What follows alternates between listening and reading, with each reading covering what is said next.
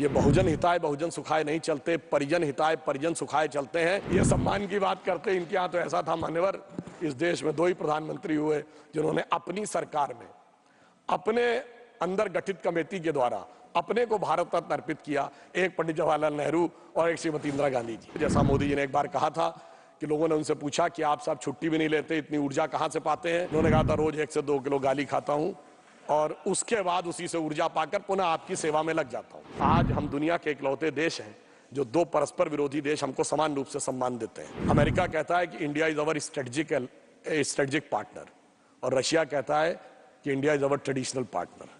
यह स्थिति जो मोदी जी के नेतृत्व में आई है, मैं कहना चाहता हूं आप लोगों से, मोदी जी की तरफ से, कि पत्थर पिघलाने का हुनर मुझे आता है, पत्थर को यूं पिघलाने का हुनर मुझे आता है, मैं वो कतरा हूं कि समंदर मेरे घर आता है। ये बहुजन हिताय बहुजन सुखाय नहीं चलते, परिजन हिताय परिजन सुखाय चलते हैं। मगर इनकी सोच और हमारी सोच में अंतर यह है कि मोदी जी कहते हैं यदि आप बहुजन की बात करेंगे तो भी कुछ जन तो छूट जाएंगे। तो मोदी जी उस विचार से प्रेरित हैं जो कहती है सर्वे भवन्ति सुखिनः सर्वे सन्तु निरामया सर्वे भद्राणि पश्यन्तु मा कश्चित् दुःखभाग् भवेत्। सबको मिलेगा, जो सरकार की नीतियां होंगी, सरकार के लाभ होंगे, वो सबको मिलेंगे। इसमें किसी भी प्रकार का जो भेदभाव हमारी तरफ से नहीं किया जाता है। और मैं ये भी कहना चाहता हूं, एक और आरोप लगाया गया था कि विपक्ष के नेताओं का सम्मान नहीं होता। माननीय खड़गे जी ने एक उदाहरण दिया था, वो उदाहरण अटल जी के प्रधानमंत्री का नहीं था। वो जब वो विदेश मंत्री बने थे तो विदेश मंत्रालय में जवाहरलाल नेहरू जी की फोटो लगी थी, वो हटा दी गई। तो उन्होंने कहा नहीं, जो देश के प्रथम प्रधानमंत्री थे वो जहां जैसे है वैसे ही रहना चाहिए। ये हमारा संस्कार है और मोदी जी ने उसको कितना आगे बढ़ाया। सरदार पटेल की मूर्ति दुनिया की सबसे ऊंची मूर्ति बना दी। हमने इस बात की चिंता नहीं की कि उनके कालखंड में संघ पर प्रतिबंध लगा था, मगर अफसोस की बात यह है कोई भी आज तक गया नहीं है। अब ये बताइए, भारत रत्न मदन मोहन मालवीय जी तो कांग्रेस के अध्यक्ष थे, उन्हें भारत रत्न मिला। प्रणब मुखर्जी जी कांग्रेस के नेता थे, उन्हें भी भारत रत्न मिला। क्या पद्म अवार्ड तरुण गोगोई जी को नहीं मिला? क्या एससी जमीर जी को नहीं मिला? और अभी आदरणीय कर्पूरी ठाकुर जी को मिला। यह ईमानदारी हमारी सरकार की, समाज के जिस जिस व्यक्ति ने, जिस जिस महापुरुष ने जो जो योगदान दिया, हमने ईमानदारी से किया है। और इनके यहाँ ये सम्मान की बात करते, इनके यहाँ तो ऐसा था मान्यवर, इस देश में 2 ही प्रधानमंत्री हुए जिन्होंने अपनी सरकार में अपने अंदर गठित कमेटी के द्वारा अपने को भारत रत्न अर्पित किया। एक पंडित जवाहरलाल नेहरू और एक श्रीमती इंदिरा गांधी जी। इन्होंने अपने नेताओं को नहीं दिया, हमने सबको दिया। ये मोदी जी की विराट सोच और इन चीजों के बारे में हमारा जो नजरिया है वो उसको दर्शाता है। और मैं ये भी कहना चाहता हूं कि ये उदारता मोदी जी कब दिखाते हैं? जब उनके लिए क्या क्या शब्द नहीं बोला जाता है। मतलब मृत्यु का प्रकार से लेके अनेक प्रकार की बातें, कब्र खुदेगी वगैरह वगैरह, जाने क्या क्या चीजें हैं। मगर उससे अविचलित रहते हुए, जैसा मोदी जी ने एक बार कहा था कि लोगों ने उनसे पूछा कि आप साहब छुट्टी भी नहीं लेते, इतनी ऊर्जा कहां से पाते हैं? तो उन्होंने कहा था रोज 1 से 2 किलो गाली खाता हूं और उसके बाद उसी से ऊर्जा पाकर पुनः आपकी सेवा में लग जाता हूं। आप सोचिए, आज डिजिटल डाटा का जमाना है। जितने अपशब्दों का प्रयोग माननीय मोदी जी के लिए किया गया होगा, इतना कभी किसी के लिए नहीं किया होगा। इसके बावजूद विपक्ष के जितने नेताओं को सम्मान दिया गया है, इतना भारत के इतिहास में कभी किसी को नहीं दिया गया होगा। इसलिए वो ऊर्जा पाते हैं जो समाज को बदलाव करने में एक महती भूमिका निभाती है। और उस नई सोच के साथ हम आगे बढ़ते हैं। अब यहां अंत में मैं एक विषय ये कहना चाहूंगा कि वो नई सोच क्या थी, एक उदाहरण देना चाहता हूं। जब हमारी सरकार आई, इस देश में 2 हिस्सों में बहुत बड़ी समस्या थी। देश का पूर्वी हिस्सा है, वहां पर पानी बहुत गिरता है, बाढ़ की समस्या रहती है, बिहार से लेके उड़ीसा, पश्चिम बंगाल, असम। जो पश्चिमी हिस्सा है, राजस्थान और गुजरात, वहां पानी कम गिरता है, इसकी वजह से सूखे की समस्या रहती थी। अब मोदी जी ने आने के बाद जो एक नई सोच के साथ सोचा, तो जहां पर पानी कम है तो वहां सौर ऊर्जा की अधिकता है, तो सोलर एनर्जी के अंदर उसके पे एक नया स्वरूप शुरू किया गया। और जहां पर पानी की अधिकता है वहां नदियों के पाट को ड्रेजिंग करके और गहरा किया गया और इनलैंड वाटरवेज की शुरुआत की गई। यानी जो समस्या है उसके अंदर से कैसे एक नया रास्ता निकाला जा सकता है वो देखा। और सोलर एनर्जी में हम वहां पर पहुंचे कि आज दुनिया में हम 5th स्थिति में है सोलर एनर्जी में। हमने 25 गुना अधिक छलांग मारी है और क्लीन एनर्जी के इंस्टॉलेशन का हमारा टारगेट था कि 2030 तक हम 40% इंस्टॉल कैपेसिटी कर लेंगे, जो हमने 2022 में अचीव कर ली है। तो हम चौथे नंबर के देश हैं दुनिया में जो इंस्टॉल्ड कैपेसिटी में क्लीन एनर्जी के फील्ड में खड़ा हुआ है।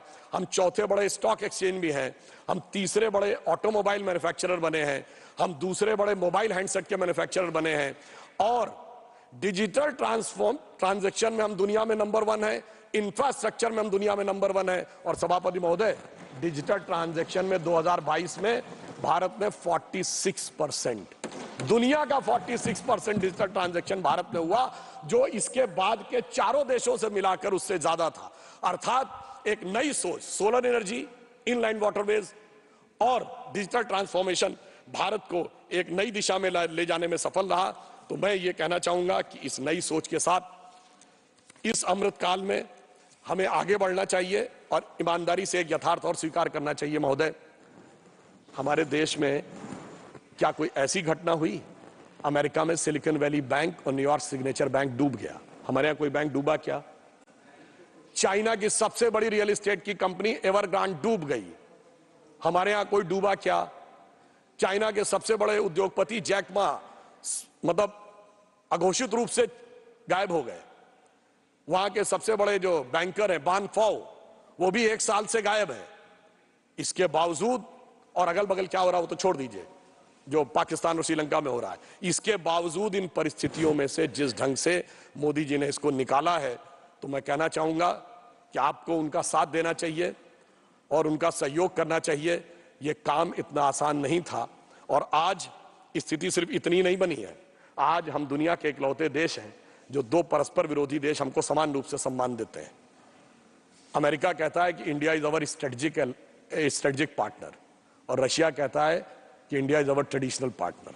यह स्थिति जो मोदी जी के नेतृत्व में आई है, यह दुनिया में किसी दूसरे देश के पास नहीं। इसलिए मैं कहना चाहता हूं आप लोगों से, मोदी जी की तरफ से, कि पत्थर पिघलाने का हुनर मुझे आता है, पत्थर को यूं पिघलाने का हुनर मुझे आता है। मैं वो कतरा हूं कि समंदर मेरे घर आता है। और मैं अंत में यह भी कहना चाहता हूं कि आज भारत एक नए स्वरूप की तरफ आगे बढ़ रहा है। हम एक बिंदु बस और कह देता हूं, उसके बाद समाप्त करता हूं। आज हम जिस रफ्तार से आगे बढ़ रहे हैं, दुनिया में हमको जैसा कोऑपरेशन मिल रहा है और भारत की तरफ जिस ढंग की आशा भरी निगाहों से देखा जा रहा है, ऐसा पहले कभी देखने को नहीं मिलता था। मुझे याद है माननीय सभापति महोदय, हम लोग बच्चे थे, राम मंदिर आंदोलन समय कहा जाता जिस दिन राम मंदिर बनेगा उस दिन मिडिल ईस्ट के देश पेट्रोल देना बंद कर देंगे। आज हकीकत क्या है? आज भारत मिडिल ईस्ट और यूरोप का कॉरिडोर बन रहा है, राम मंदिर भी बन रहा, कॉरिडोर भी बन रहा है। G20 समाप्त हुआ तो सऊदी अरब के क्राउन प्रिंस मोहम्मद बिन सलमान एक दिन एक्स्ट्रा भारत में रुके व्यापार पे बात करने के लिए। आज हमारा सऊदी अरब के साथ व्यापार हो या जो भी व्यवस्था हो, बहुत तेजी से आगे बढ़ रही है। और वैसे जो लोग साइंस में, टेक्नोलॉजी में रुचि रखते हैं, उन्हें पता हो कि अब तेल की टेक्नोलॉजी का समय 20-25 साल का ही रह गया, वो भी खत्म होने वाला है। तो इसलिए अगर आप देखें कि यदि कोई दृढ़ता के साथ काम करे तो क्या कुछ किया जा सकता है, जो हमारी सरकार ने किया है विश्व में इस विपरीत परिस्थितियों में, उसको मैं कह सकता हूं कि यह इतना आसान काम नहीं था। यह वैसा था जैसे टूटे हुए तार से कोई संगीत बजाना हो या पत्थर पे कोई पौधा उगाना हो, मगर वो भी करके दिखाया है मोदी जी के नेतृत्व में हम लोगों ने। और अब इस अमृत काल के उषा काल में एक नई स्वर्ण रेख भारत के लिए दिख रही है। तो मैं अटल जी की इस पंक्ति के साथ समाप्त करता हूं, जो मोदी जी के एफर्ट्स के लिए एकदम सही उतरती है कि टूटे हुए तारों से फूटे बासंती स्वर, टूटे हुए तारों से फूटे बासंती स्वर, पत्थर की छाती में उग आया नव अंकुर, झरे सब पीले पात, कोयल की कुहुक रात, प्राची में अरुणिमा की रेख देख पाता हूं। यानी अरुणिमा की रेख मतलब एक golden lining in the sky. झरे सब पीले पात, कोयल की कुहुक रात, प्राची में अरुणिमा की रेख देख पाता हूं। गीत नया। नमस्कार, मैं हूं मानक गुप्ता। अगर आपको हमारा ये वीडियो पसंद आया हो तो इसे लाइक और शेयर जरूर करें, और हां, हमें सब्सक्राइब और फॉलो करना ना भूलें ताकि आप देश और दुनिया की कोई खबर मिस ना करें। तो जुड़े रहिए हमारे साथ और देखते रहिए न्यूज़ 24।